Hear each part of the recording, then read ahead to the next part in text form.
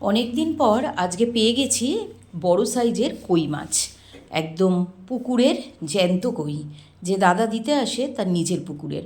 তো যে কোনো জিওল মাছ ধোয়ার আগে একটু নুন দিয়ে ভালো করে মাখিয়ে কিছুক্ষণ রেখে দিতে হয়, তাতে মাছের গায়ে লেগে থাকা জার্মটা পরিষ্কার হয়ে যায়। যে কোনো মাছই ধুয়ে নেওয়ার আগে তোমরা নুন দিয়ে মাখিয়ে নেবে, তারপর বেশ কয়েকবার ভালো করে জল দিয়ে ধুয়ে নিতে হবে। আর কই মাছে কিন্তু ছোট ছোট আঁশ প্রচুর থাকে, তাই ধোয়ার আগে ভালো করে ক্লিন করতে হবে। করে নিয়ে আমি বেশ কয়েকবার ধুয়ে নিয়েছি। কই মাছের অনেক রকম আইটেমই আমি করতে জানি, তার মধ্যে তেল কই আমার ভীষণ ভালো লাগে। তো আজকে একটা অন্যরকম পদ্ধতিতে আমি তোমাদের তেল কই করে দেখাবো। তেল কই খেতে আমাদের বাড়ির সবাই ভীষণ ভালোবাসে। আমার মেয়েরা যদিও মাছ খেতে খুব একটা পছন্দ করে না, তাও আমি জোর করে খাওয়াই, কারণ মাছ খাওয়াটা তো খুব দরকার। রোজ রোজ চিকেন খেলে তো হবে না, কারণ মাছে অনেক পুষ্টিগুণ রয়েছে, আর জ্যান্ত মাছ খাওয়া তো অবশ্যই ভালো। এবার নুন হলুদ মাখিয়ে নেব মাছটার গায়ে, এবং নুন হলুদ মাখানোর পরে বেশ কিছুটা সর্ষের তেল মাখিয়ে আধ ঘন্টা মতো মাছটাকে আমি রেখে দেব। যতক্ষণ রেখে দেওয়া যাবে তাতে মাছের টেস্ট কিন্তু খুব ভালো হয়। মাছটাকে আমি একদমই ভাজবো না, পুরো কাঁচাই রান্না করব। কই মাছ খাওয়া ভীষণ উপকারী, আগেও বললাম, কারণ কই মাছে প্রচুর পুষ্টিগুণ।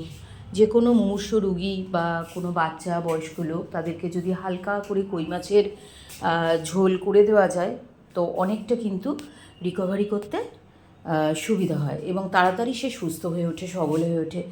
প্রচুর শক্তি কই মাছের গায়ে। দেখো না, বলে যে কই মাছ কেটে রাখলেও কড়াইতে দেওয়ার পরেও লাফালাফি করে।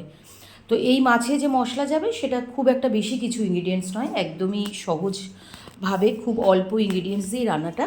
তো আমি এখানে কাঁচা লঙ্কা, ধনে, একটু জিরে আর সর্ষে ব্যবহার করছি।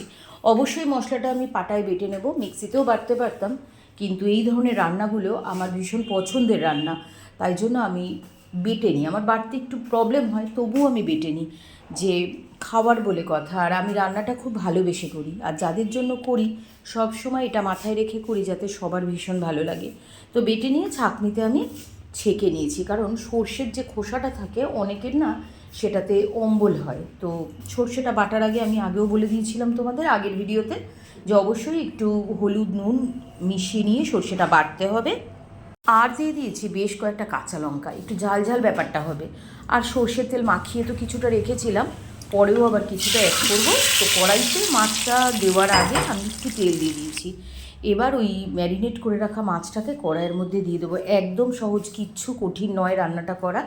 তারপর ঢেকে রেখে অন্য কাজ করব। একদম সিমে রান্নাটা করতে হবে, গ্যাসটা একদম লো ফ্লেমে থাকবে।